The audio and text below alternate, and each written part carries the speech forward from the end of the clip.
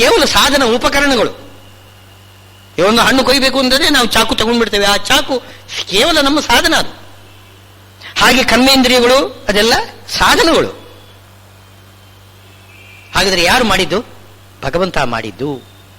ಅವನು ಸ್ವತಂತ್ರ. ಈ ವಿಭಾಗ ತಿಳ್ಕೊಂಡಿರ್ಬೇಕು ನಾವು. ಗುಣ ಕರ್ಮ, ಕರ್ಮದಲ್ಲಿಯೂ ಕೂಡ ಅವನು ಸ್ವತಂತ್ರ, ನಾನು ಅಸ್ವತಂತ್ರನಾಗಿ ಕರ್ಮ ಮಾಡಿದ್ದೇನೆ. ಹೀಗೆ ಗುಣ, ಭಗವಂತನ ಗುಣ ಸ್ವತಂತ್ರ, ಭಗವಂತನ ಕರ್ಮ ಸ್ವತಂತ್ರ, ನನ್ನ ಗುಣ ಕರ್ಮಗಳು ಅಸ್ವತಂತ್ರಗಳು. ಇನ್ನು ಪ್ರಕೃತಿಯ ಜಡದಲ್ಲಿರತಕ್ಕಂತಹ ಗುಣಕರ್ಮಗಳು ಕೇವಲ ಸಾಧನಗಳು ಮಾತ್ರ. ಈ ಒಂದು ವಿಭಾಗ ಏನಿದೆ ಅದನ್ನು ತತ್ವಜ್ಞಾನಿ ಅದನ್ನು ಆಲೋಚನೆ ಮಾಡ್ತಾನೆ ಕರ್ಮ ಮಾಡುವಾಗ. ಗುಣ ಗುಣೇಶು ವರ್ತಂತೆ. ಈ ರೀತಿ ಗುಣಗಳು ಏನು, ಇಂದ್ರಿಯಗಳು ವಿಷಯಗಳಲ್ಲಿ ಆಸಕ್ತವಾಗಬೇಕಾಗಿದ್ದರೆ ಅದು ಗುಣ, ಇದು ಗುಣ. ಇಂದ್ರಿಯನೂ ಪ್ರಕೃತಿಯ ಗುಣ, ವಿಷಯನೂ ಪ್ರಕೃತಿಯ ಗುಣ. ಗುಣಗಳು ಗುಣಗಳಲ್ಲಿ ಆಸಕ್ತವಾಗಿರ್ತದೆ, ಆ ಇಂದ್ರಿಯಗಳೆಲ್ಲ ಆ ಗುಣಗಳ ಬಳಿಗೆ, ಆ ವಿಷಯಗಳ ಬಳಿಗೆ ಓಡ್ತವೆ. ಇದೆಲ್ಲ ಏನು ಕರ್ಮ ಏನಿದೆ ಇದೆಲ್ಲ ಭಗವಂತನ ಆ ಒಂದು ಸ್ವತಂತ್ರವಾಗಿರತಕ್ಕಂತಹ ಒಂದು ಪ್ರವೃತ್ತಿ. ಅದರಿಂದಾಗಿ ನಮಗೆ ಇಂಥ ಒಂದು ಗುಣಗಳಲ್ಲಿ ಸಕ್ತವಾಗ್ತದೆ. ಗುಣ ಗುಣೇಶು ವರ್ತಂತೆ ಇತಿ ಮತ್ವ. ಏನು, ಭಗವಂತನ ಪ್ರೇರಣೆಯಿಂದ ಈ ಎಲ್ಲ ಕರ್ಮಗಳು ಆಗ್ತದೆ ಅಂತ ತಿಳಿದುಕೊಂಡು ನ ಸಜ್ಜತೆ, ಅದರಲ್ಲಿ ಆಸಕ್ತನಾಗುವುದಿಲ್ಲ. ಅಂದರೆ ನಿಷ್ಕಾಮ ಕರ್ಮ ಮಾಡಬೇಕು ಅಂತಂದ್ರೆ ಏನು, ಲೌಕಿಕ ಫಲವನ್ನು ಬಯಸಬಾರದು ಅಂತಂದ್ರಲ್ಲ. ಲೌಕಿಕ ಫಲವನ್ನು ಬಯಸದೇ ಇರುವುದು ಹೇಗೆ? ಈ ಸರಿಯಾದ ಅನುಸಂಧಾನ ಇದ್ದರೆ ನಾವು ಲೌಕಿಕ ಫಲವನ್ನು ಅನುಸರಿಸುವುದಿಲ್ಲ. ಯಾಕೆಂತಂದ್ರೆ ನಾನು ಮಾಡತಕ್ಕಂಥದ್ದು ನನ್ನ ಸ್ವಂತ ಅಲ್ಲ, ನನ್ನ ಸ್ವಶಕ್ತಿ ಅಲ್ಲ, ಪರಮಾತ್ಮನೇ ಸ್ವತಂತ್ರ ಅಂತ ತಿಳ್ಕೊಂಡ್ರೆ ಆವಾಗ ನಾನು ಕರ್ತ ಅಂತ ಕರ್ತೃತ್ವವನ್ನು ಬಿಟ್ಟು ಬಿಡುತ್ತೇವೆ. ಇದು ಒಂದು ರೀತಿ. ನಿಷ್ಕಾಮ ಕರ್ಮದಲ್ಲಿ ಎರಡಂಶ ಬಿಡಬೇಕು. ಒಂದು ಫಲವನ್ನು ಬಿಡಬೇಕು, ಇನ್ನೊಂದು ಕರ್ತೃತ್ವವನ್ನು ಬಿಡಬೇಕು. ಫಲ ಬೇಡ ಅಂತೂ ಬೇಗ ಕೇವಲ ಪರಮಾತ್ಮನ ಪ್ರೀತಿಯಾಗಬೇಕು ಅಂತ ಹೇಳುವುದು ಒಂದು ಅಂಶ ಆ ನಿಷ್ಕಾಮ ಕ್ರಮದಲ್ಲಿ. ಇನ್ನೊಂದು ಅಂಶ, ನಾನು ಮಾಡುವುದೆಲ್ಲ ನನ್ನಿಂದ ಭಗವಂತನೇ ಮಾಡಿಸ್ತಾ ಇರೋದು ಅಂತ. ನಾಹಂಕರ್ತ ಹರಿಕರ್ತ ಅಂತ, ಹರಿಪ್ರಿಯತಾ ಅಂತ ಒಂದು ಅಂಶ, ಹರಿಕರ್ತ ಅಂತ. ಪ್ರೇರಣೆಯ ಅಂತಂತೇವೆ ನಾವು. ಸಂಕಲ್ಪ ಕೃಷ್ಣಾರ್ಪಣೆಗಳಲ್ಲಿ ಎರಡು ಅಂಶ ಇದೆ.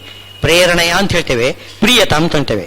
ಪ್ರೇರಣೆಯ ಅಂತಂದದ್ರಿಂದ ಅವನ ಪ್ರೇರಣೆಯಿಂದ ನಾನು ಮಾಡ್ತಾ ಇದ್ದೇನೆ, ನನ್ನಲ್ಲಿ ಕರ್ತೃತ್ವ, ಸ್ವತಂತ್ರವಾದ ಕರ್ತೃತ್ವ ಇಲ್ಲ ಅಂತ ಆ ಅಂಶ ಅಲ್ಲಿ ಬಂತು.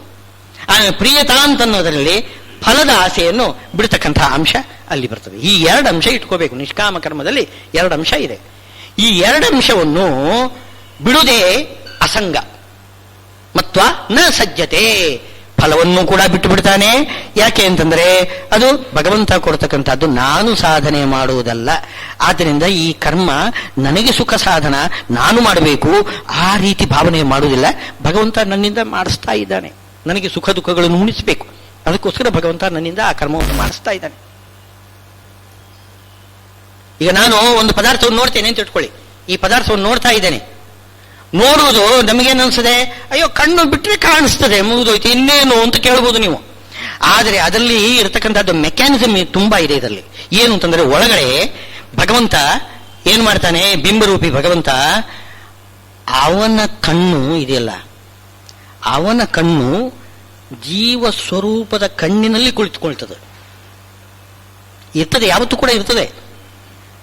ಆ ಕಣ್ಣಿನ ರಶ್ಮಿ ಹೊರಗಡೆ ಬಂದಾಗ ಆ ರಶ್ಮಿ ಇದೆಯಲ್ಲ, ಅದು ಈ ಹೊರಗಿನ ಇಂದ್ರಿಯದ ಕಣ್ಣಿನ ರಶ್ಮಿ ಒಳಗಡೆ ಜೀವನ ಸ್ವರೂಪಭೂತವಾದ ಚಕ್ಷುಸ್ಸಿನ ರಶ್ಮಿ ಇದೆ. ಅದರೊಳಗೆ ಪರಮಾತ್ಮನ ಸ್ವರೂಪಭೂತವಾದ ರಶ್ಮಿ ಇದೆ. ಅದು ಕೇವಲ ಒಂದು ಕಣ್ಣಿನ ರಶ್ಮಿ ಅಲ್ಲ ಅದು. ಅಲ್ಲಿಗೆ ನೀವು ವಿಜ್ಞಾನದ ಪ್ರಕಾರ ಇಲ್ಲಿಯ ರಶ್ಮಿ ಇಲ್ಲಿ ಬಂದು ಪ್ರತಿಫಲನ ಆಗುವುದು ಅಂತ ಇಟ್ಕೊಳ್ಳಿ. ಅದು ನಾವು ಅದನ್ನು ಇಲ್ಲ ಅಂತ ಅನ್ನೋದಿಲ್ಲ, ಅದನ್ನು ಕೂಡ ನಾವು ಒಪ್ತೇವೆ. ಅದು ಒಂದು ಸಾಧನ. ಎಲ್ಲ ಬೇಕಲ್ಲ, ಎಲ್ಲ ಪದಾರ್ಥಗಳು ಸೇರಿದರೆ ತಾನೇ ಒಂದು ಕಾರ್ಯ ಆಗುವುದು.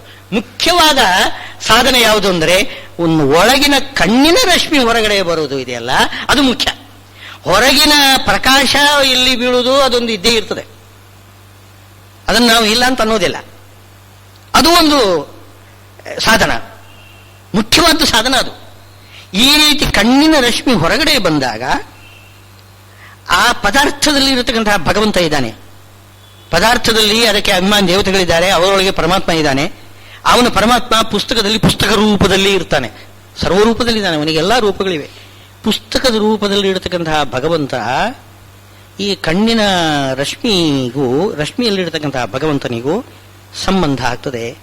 ಆ ಭಗವನ್ ಮೂರ್ತಿ, ಪುಸ್ತಕದಲ್ಲಿರತಕ್ಕಂತಹ ಭಗವನ್ ಮೂರ್ತಿ, ಕಣ್ಣಿನ ರಶ್ಮಿಯಲ್ಲಿರತಕ್ಕಂತಹ ಭಗವನ್ ಮೂರ್ತಿ ಎರಡು ಒಟ್ಟಿಗೆ ಸೇರಿಕೊಳ್ತದೆ. ಆ ಕಣ್ಣಿನ ರಶ್ಮಿ ಇದನ್ನು ಆವರಿಸ್ತದೆ. ಇಬ್ರು ಆಲಿಂಗನ ಮಾಡಿಕೊಳ್ತಾರೆ, ಆನಂದವಾಗ್ತದೆ. ಇದೆಲ್ಲ ಏನೋ ವೇದಾಂತದ ಒಂದು ಪ್ರಕ್ರಿಯೆ.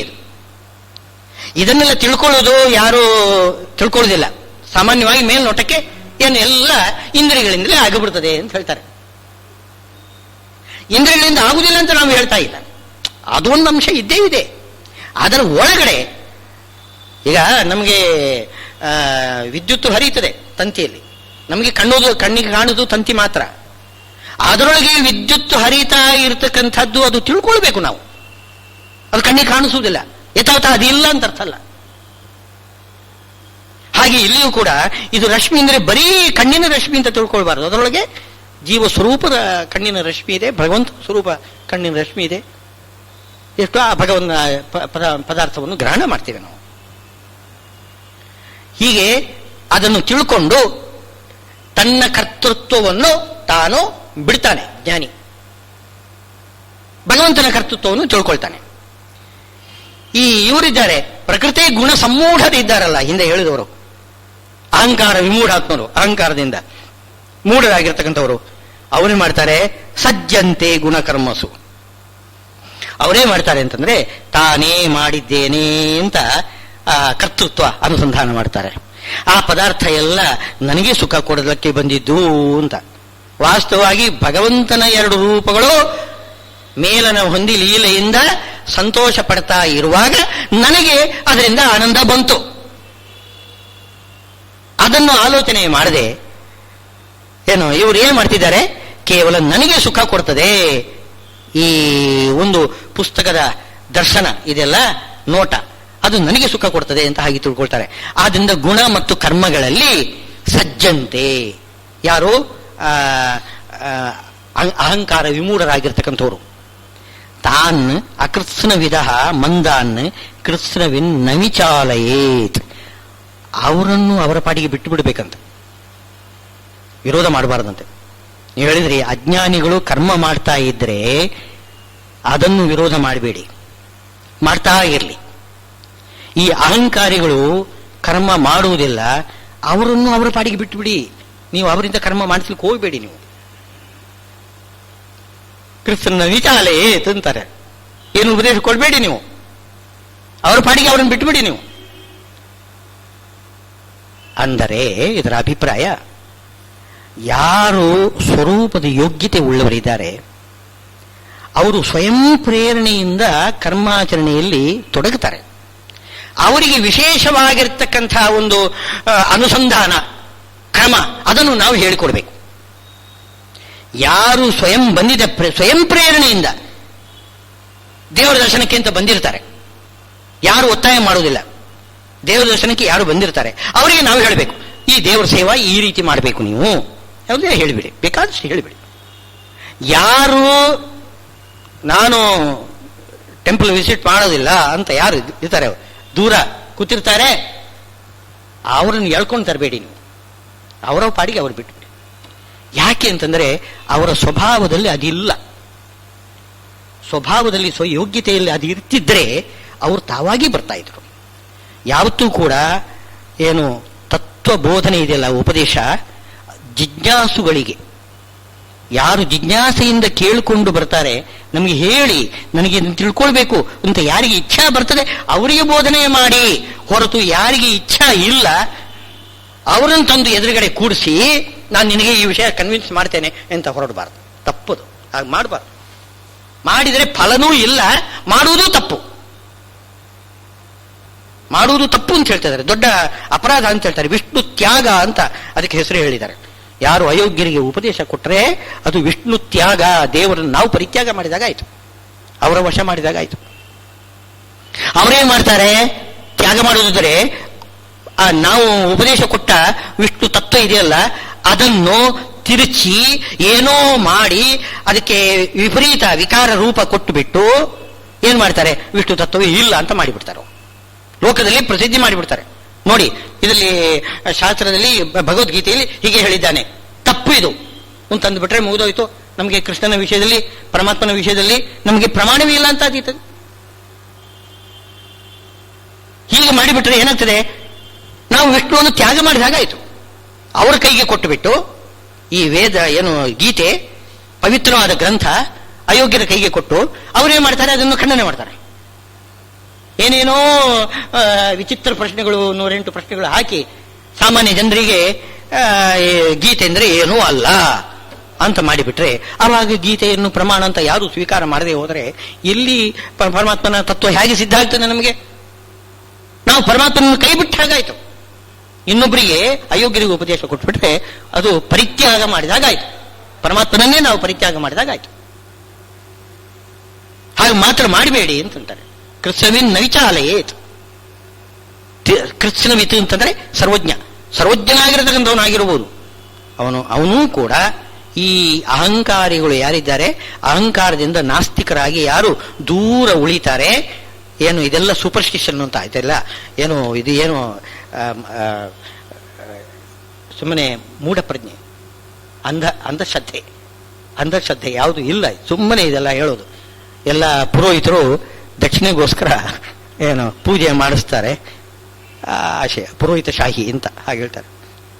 ಆ ಪುರೋಹಿತ ಶಾಹಿ ವರ್ಗದವರು ಬ್ರಾಹ್ಮಣರು ಎಲ್ಲ ಕಲ್ಪನೆ ಮಾಡಿಕೊಂಡಿರೋದು, ಉಳಿದವ್ರನ್ನೆಲ್ಲ ಏನೋ ಒಂದು ರೀತಿ ಮಿಸ್ಮ್ಯಾರೇಜ್ ಮಾಡಲಿಕ್ಕೋಸ್ಕರ ಇದೆಲ್ಲ ಮಾಡ್ತಾ ಇದ್ದಾರೆ.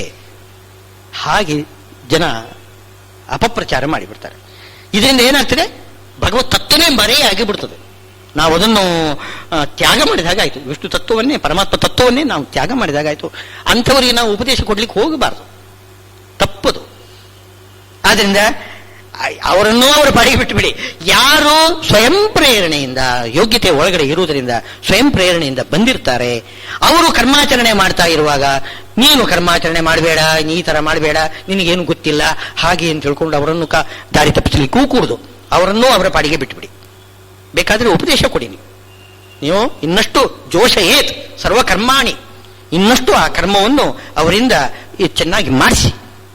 ಅದು ಬಿಟ್ಟು ಯಾರು ಮಾಡುವುದಿಲ್ಲ ಅಂತ ಕೂತಿದ್ದಾರೆ, ಏನೋ ನಾಸ್ತಿಕರಾಗಿ ವಿರೋಧಿಗಳಾಗಿ ಯಾರು ನಿಂತಿದ್ದಾರೆ ಅವರಿಗೆ ನೀವು ಉಪದೇಶ ಕೊಡಬೇಡಿ. ಈಶಾವಾಸ್ಯೋಪನಿಷತ್ತಿನಲ್ಲಿ ಏನು ಹೇಳ್ತಿದ್ದಾರೆ, ಅಂಧಂತಮ ಪ್ರವಿಶಂತಿ ಏ ಅವಿದ್ಯಾಂ ಉಪಾಸತೆ. ಅಂಧಂತಮ ಪ್ರವಿಶಂತಿ, ಉಳಿದವರನ್ನು ಏನೋ ಅಂಧನ್ ತಮಸ್ಸಿಗೆ ಕಾರಣ ಏನು ಅಂತಂದ್ರೆ ಅಜ್ಞಾನ. ಅಜ್ಞಾನದಿಂದ ಅಂಧನ್ ತಮಸ್ಸು ಆಗ್ತದೆ. ಆದರೆ ಅವರನ್ನು ಖಂಡನೆ ಮಾಡಬೇಕು. ಆ ಅಂಶ ಒಂದು ಮಾತ್ರ ಈಶಾವಾಸ್ಯೋಪನಿಷತ್ತಲ್ಲಿ ಹೇಳಿದೆ. ನೀವು ಅವರಿಗೆ ಉಪದೇಶ ಮಾಡ್ಲಿಕ್ಕೆ ಹೋಗಬೇಡಿ, ಅವರೇನು ಹೇಳ್ತಿದ್ದಾರೆ ಅದನ್ನು ಮಾತ್ರ ಖಂಡನೆ ಮಾಡಿ. ಅದು ಮಾಡಲೇಬೇಕು, ಅದು ಮಾತ್ರ ಶಾಸ್ತ್ರದಲ್ಲಿ ಹೇಳಿದ್ದಾರೆ. ನೀವು ಅವರಿಗೆ ಉಪದೇಶ ಮಾಡಬೇಡಿ.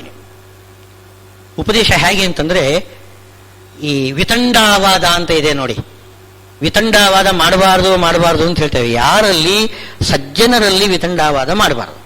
ಯಾರು ನಾಸ್ತಿಕರಿದ್ದಾರೆ ಅವರಲ್ಲಿ ವಿತಂಡಾವಾದವನ್ನೇ ಮಾಡಬೇಕಂತ ಶಾಸ್ತ್ರ ಹೇಳೋದು. ಯಾರು ಇಲ್ಲ ಅಂತಂದಿದ್ದಾರಲ್ಲ, ನೀನು ಹೇಳ್ತಕ್ಕಂಥ ತಪ್ಪು ಅಂತ, ನೀನೇನು ಹೇಳ್ತೀಯ ಹಾಗಿದ್ರೆ ನಾನೇನು ಹೇಳೋದಿಲ್ಲ ಅಂತಂತಾರೆ. ನಮ್ಮ ಏನು ಸೂಕ್ಷ್ಮವಾಗಿರತಕ್ಕಂತಹ ವಿಚಾರ ಏನಿದೆ, ತತ್ವ ವಿಚಾರ, ಅವನ ಮುಂದೆ ಬಿಡಿಸಿ ಹೇಳಬಾರದು. ಅವನು ಏನು ನಾಸ್ತಿಕ್ಯ ವಾದ ಮಾಡ್ತಿದ್ದಾನೆ ಅದನ್ನು ಮಾತ್ರ ಶತಶಃ ಖಂಡನೆ ಮಾಡಬೇಕು. ಹೀಗೆ ಶಾಸ್ತ್ರದಲ್ಲಿ ಹೇಳ್ತಾ ಇದ್ದಾರೆ.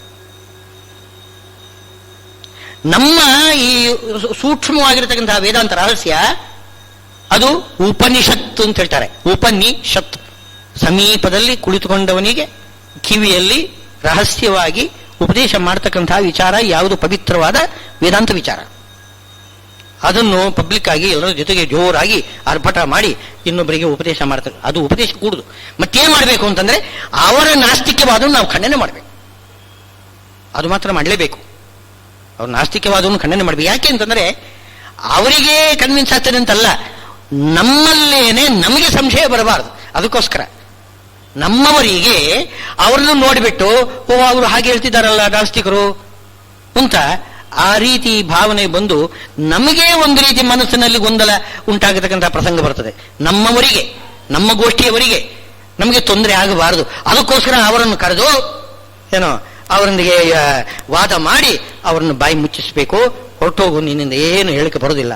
ಆವಾಗ ನಮ್ಮವರಿಗೆ ಮನಸ್ಸಿನಲ್ಲಿ ಒಂದು ವಿಶ್ವಾಸ ಬರ್ತದೆ. ಓ, ಅವರ ಪ್ರಶ್ನೆಗಳಿಗೆಲ್ಲ ಉತ್ತರ ನಮ್ಮಲ್ಲಿ ಇದೆ, ನಾಸ್ತಿಕರ ಎಲ್ಲಾ ಪ್ರಶ್ನೆಗಳಿಗೂ ನಮ್ಮಲ್ಲಿ ಉತ್ತರ ಇದೆ ಅಂತ ವಿಶ್ವಾಸ ನಮ್ಮಲ್ಲಿ ಬರ್ತದೆ. ಅದಕ್ಕೋಸ್ಕರನೇ ನ್ಯಾಯಸುಧಾ ಓದಬೇಕು ಅಂತ ಹೇಳುವುದು. ಅದಕ್ಕೋಸ್ಕರ ಅನುವ್ಯಾಖ್ಯಾನ ನ್ಯಾಯಸುಧಾ ಓದಬೇಕು. ಯಾಕೆ ಅಂತಂದ್ರೆ ಅದರಲ್ಲಿ ತೆಗೆದು ನೋಡಿದರೆ ಒಂದು ಪ್ರತಿ ಪುಟಗಳಲ್ಲಿಯೂ ಕೂಡ ಏನಿರ್ತದೆ ಅಂದರೆ ನಾಸ್ತಿಕವಾದ ನಿರಾಕರಣೆ ಮಾಡ್ತಾರೆ. ಏನು ಪ್ರಶ್ನೆ ಮಾಡ್ತಿ ಎಲ್ಲ ನೀನು ಮಾಡತಕ್ಕಂಥ ತಪ್ಪು. ಅದನ್ನು ಚೆನ್ನಾಗಿ ಅದು ನಮಗೆ ಮನವರಿಕೆ ಆಗಬೇಕು. ಅವರಿಗೆ ಮನವರಿಕೆ ಮಾಡುವ ದೃಷ್ಟಿ ಇಲ್ಲ.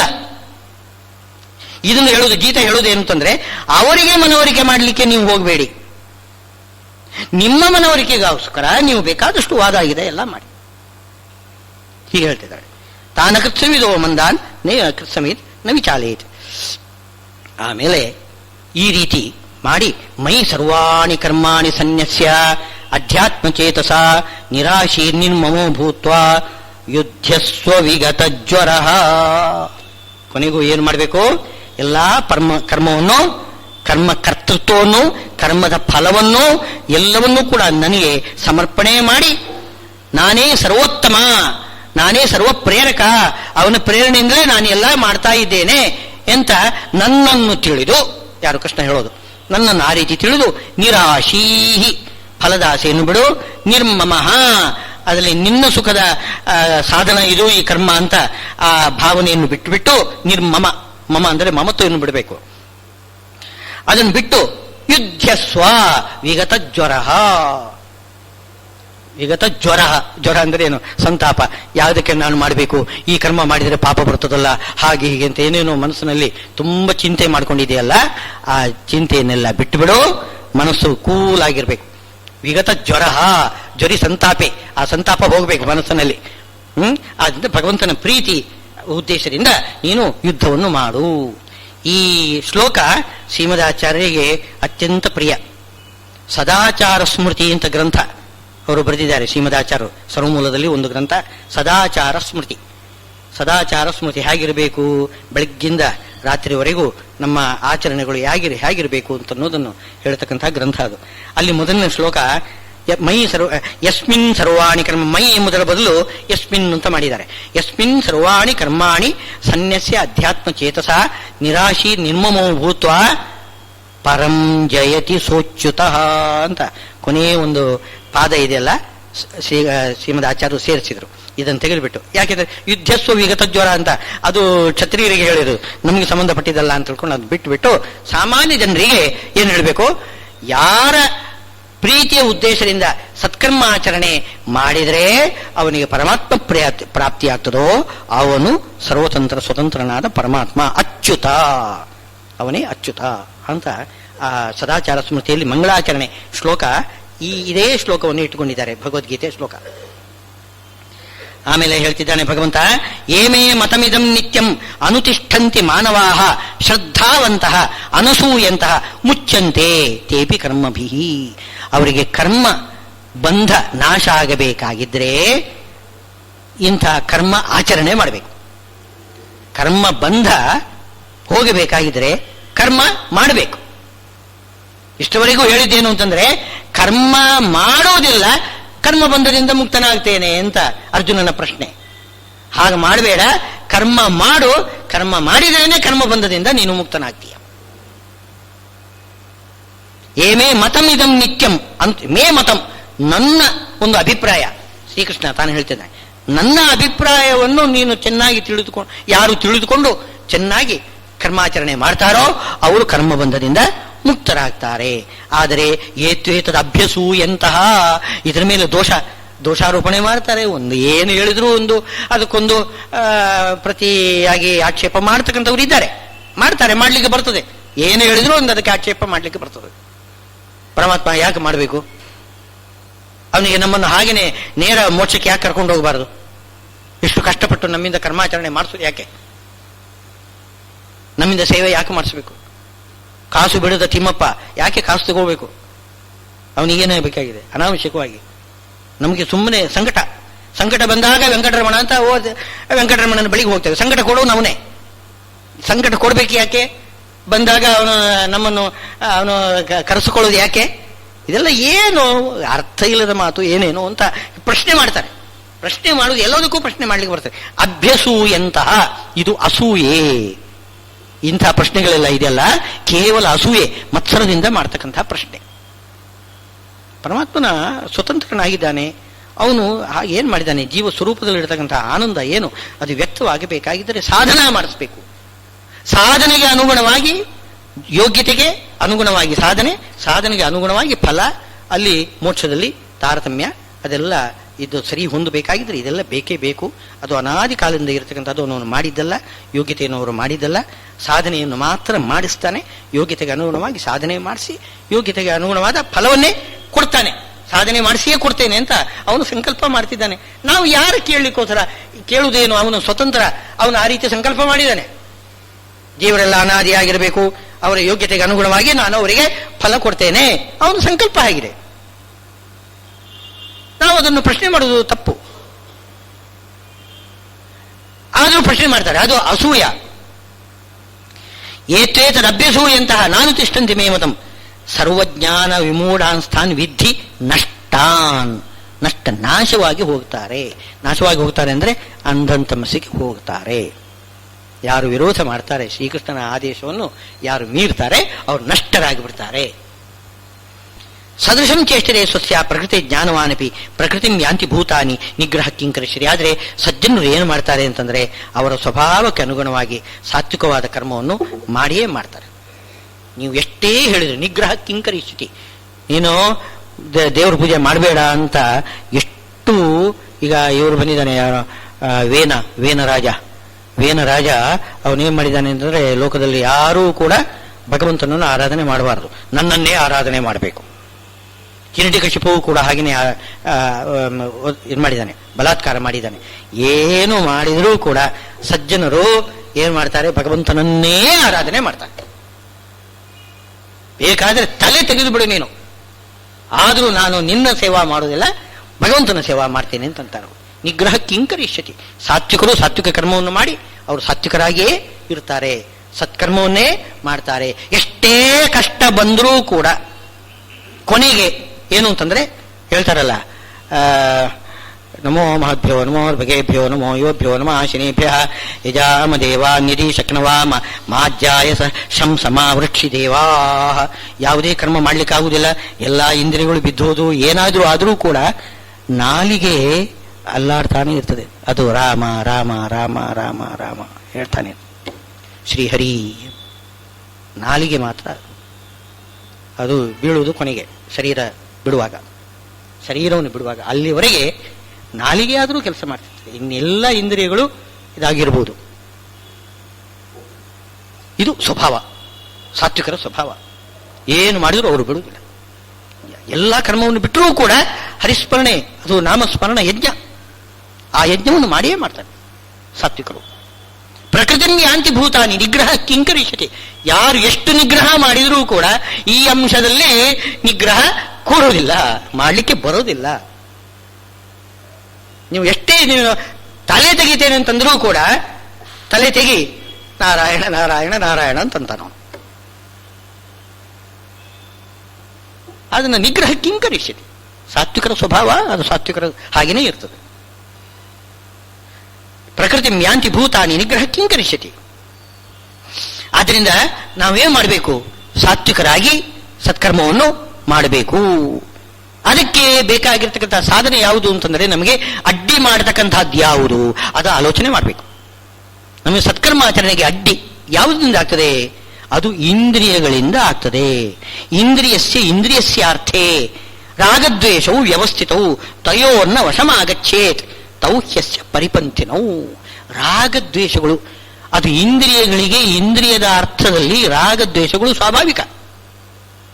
ಯಾಕೆಂದರೆ ಇಂದ್ರಿಯಗಳು ಪ್ರಾಕೃತವಾದ ಇಂದ್ರಿಯ, ಕಣ್ಣು ಏನು ಮಾಡ್ತದೆ? ಅದರ ಸ್ವಭಾವ ಏನು? ಸುಂದರವಾದ ಪ್ರಾಕೃತವಾದ ರೂಪವನ್ನು ನೋಡಬೇಕು ಅಂತ ಬಯಸುವುದು ಅದರ ಸ್ವಭಾವ.